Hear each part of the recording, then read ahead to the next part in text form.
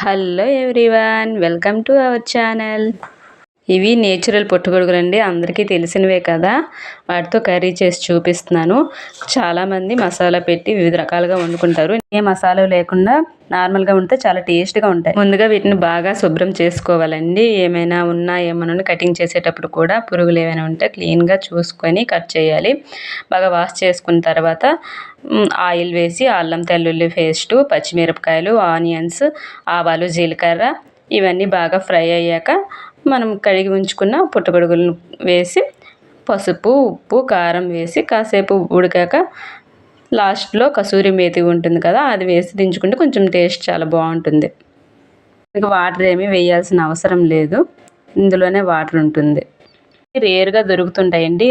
Rainy season time అప్పుడు, ఇంకా Dasara time అప్పుడు దొరుకుతుంటాయి. దొరికేటప్పుడు మిస్ చేసుకోకుండా తినండి. Thank you watching my video.